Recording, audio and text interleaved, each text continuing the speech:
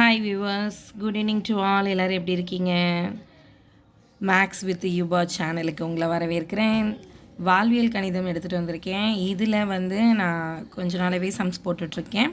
So உங்களுக்கு ரொம்ப யூஸ்ஃபுல்லாக இருக்கும். 8th ஸ்டாண்டர்ட் சம்ஸு நிறைய டைம்ஸ் ரிப்பீட்டடாக கேட்டிருக்காங்க காம்படிட்டிவ் எக்ஸாம் கொஷின்ஸில்.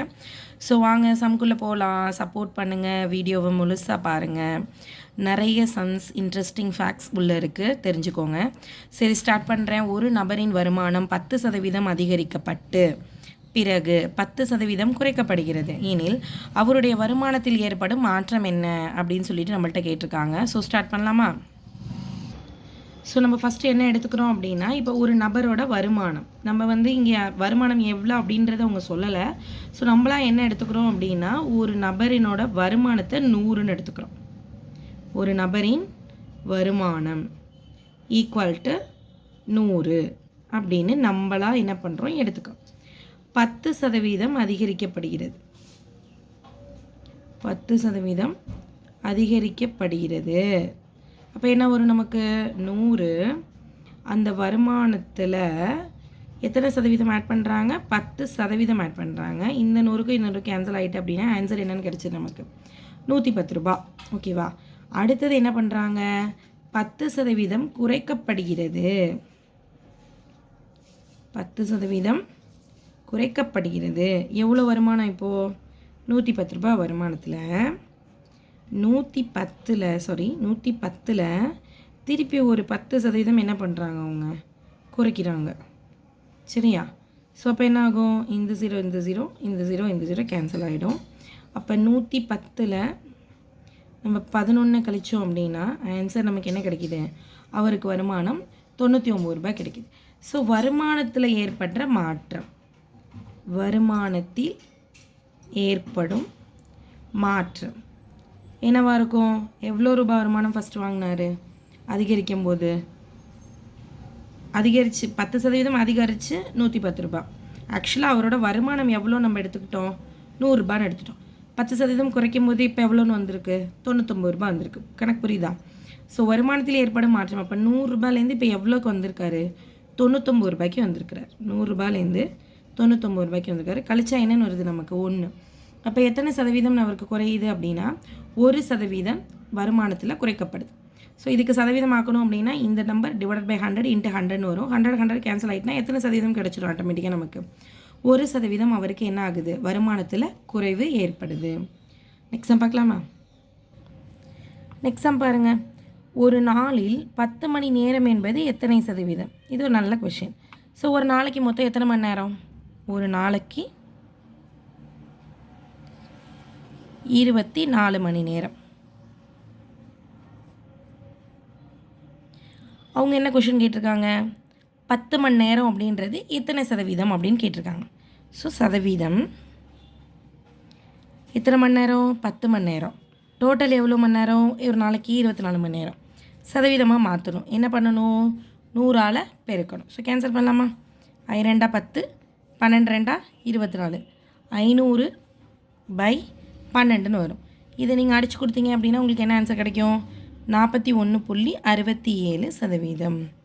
அவ்வளோதான், சிம்பிள். ஸோ டோட்டல் எவ்வளோன்றது நமக்கு தெரியும். அவங்க எவ்வளோ நம்பர் கொடுத்துருக்காங்கன்றதை பார்த்துக்கோங்க. அந்த number divide by total into சதவீதமாக மாற்றணும் அப்படின்னா கண்டிப்பாக எதால் பெருக்கணும்? அந்த நம்பரை 100ஆல் பெருக்கணும். மேலே கீழே கேன்சல் பண்ணது போக பேலன்ஸ் உள்ளதை பெருக்கிட்டு வகுத்தீங்க அப்படின்னா நமக்கு கிடைக்கிற ஆன்சர் 41.67%. நெக்ஸ்ட் சம் பார்க்கலாமா? நெக்ஸ்ட் சம் பாருங்கள். இதுவும் அதை பேஸ் பண்ண கணக்கு தான். ஏற்கனவே போட்டோம்லே அதே மாதிரி ஒரு கணக்கு. என்ன கொடுத்துருக்காங்க அப்படின்னா, ஒரு பள்ளியில் உள்ள 1400 மாணவர்களில் மொத்த மாணவர்கள் எத்தனை பேர் இருக்காங்கன்னா 1400. அதில் மாணவிகள் எத்தனை பேர் இருக்காங்க அப்படின்னா 420 பேர் மாணவிகள் மட்டும் இருக்காங்களாம். பள்ளியில் உள்ள மாணவர்களுடைய சதவீதம் என்ன அப்படின்னு சொல்லி கேட்குறாங்க. அப்போ மொத்த மாணவர்கள் நமக்கு 1400 பேர். மாணவர்கள் மட்டும் வேணும், மாணவிகள் கழிக்கணும். அப்போ 1400ல் 420 கழிச்சிட்டேன் அப்படின்னா எனக்கு கிடைக்கக்கூடிய ஆன்சர் 980. 980 மாணவர்கள் இருக்காங்க அந்த ஸ்கூலில். ஸோ இவங்களுக்கு சதவீதம் கேட்டிருக்காங்க. நான் ஏற்கனவே என்ன சொல்லியிருக்கேன்? என்ன வேல்யூக்கு நமக்கு சதவீதம் கேட்குறாங்களோ அந்த வேல்யூ டிவைடட் பை மொத்த மதிப்பு என்ன இன்ட்டு கண்டிப்பாக என்ன போடணும் 100. ஸோ 20க்கு 20 என்ன ஆகிடுது, கேன்சல் ஆகிடுது. அப்போ 980 14ஆல் வகுத்தோம் அப்படின்னா நமக்கு என்ன ஆன்சர் கிடைக்கிது, 70%. அவ்வளோதான், சிம்பிள், ஈஸியாக இருக்குங்களா? நெக்ஸ்ட்டு 4th சம் பாருங்கள். ஒரு எண்ணின் 60%இலிருந்து 60ஐ கழித்தால் 60 கிடைக்கும் எனில் அந்த எண்ணை காணுங்க. எப்படி கொஷின் சூப்பராக இருக்கா? என்ன கொடுத்துருக்காங்கன்னா 60%இலிருந்து 60ஐ கழிக்கணுமா, ஓகேவா? ஒரு எண்ணோட 60%இலிருந்து 60ஐ கழிக்கணுமா, நமக்கு ஆன்சரும் 60 கிடைக்குதான். அப்படி இருக்கிற அந்த எண் என்ன அப்படின்னு சொல்லிட்டு கேட்டிருக்காங்க. ஸோ சம் போடலாமா? ஃபஸ்ட்டு நமக்கு என்ன தெரியும், ஒரு எண்ணோட 60% அப்படின்னு சொல்லிட்டு நமக்கு தெரியாத மதிப்பை நம்ம என்னென்னு எடுத்துக்க போகிறோம், எக்ஸ்ன்னு எடுத்துக்க போகிறோம். அப்போ எக்ஸு பெருக்கல் 60%, 60/100, அதிலிருந்து நான் என்ன கழிக்கிறேன், 60 கழிக்கிறேன். எனக்கு என்ன ஆன்சர் கிடைக்கிது, 60 ஆன்சராக கிடைக்கிது. சரி, ஓகே, பெருக்கலாமா? அப்போ இதுக்கும் என்ன போய்டும், கேன்சல் ஆகிடும். அப்போ என்னென்னு வந்துடும், 6x/10 மைனஸ் 60 = 60ன்னு இருக்குது. நான் ஏற்கனவே என்ன சொல்லியிருக்கேன், இதை மாதிரி நம்பர் இருந்தது அப்படின்னா நீங்கள் என்ன பண்ணிக்கலாம், நீங்கள் கிராஸ் மல்டிப்ளிகேஷன் பண்ணிட்டு தான் அடுத்த ஸ்டெப் மூவ் பண்ண முடியும். ஸோ நீங்கள் அப்போ என்ன பண்ணணும், 6x மைனஸ் 60 × 10 என்னென்னு எழுதிக்கணும், 600/10 = என்னென்னு வந்துடும், இங்கே சாரி இங்கே வந்து 60ன்னு இருக்கும். இந்த 10 மல்டிபிள் பண்ணும்போது இங்கே வந்து 600ன்னு சேஞ்ச் ஆகும். அப்போ என்ன ஆகும் அப்படின்னா 6x = 6×10 இது ஒரு 600. இங்கே இருக்கிற -600 இந்த சைட் போகும்போது என்னென்னு வந்துடும், +600ன்னு வந்துடுமா? அப்போ இது ரெண்டையும் பெருக்கும்போது நமக்கு என்ன கிடைக்கும், 1200 அப்படின்னு கிடைக்கும். எக்ஸோட மதிப்பு மட்டும்தான் வேணுமா? அப்போ இந்த 1200 எதால் வகுக்கணும், 6ஆல் வகுக்கணும். 1 6 6 2 6 12. அப்போ ஆன்சர் நமக்கு என்ன கிடைச்சிருச்சு, 200. அவ்வளோதான்.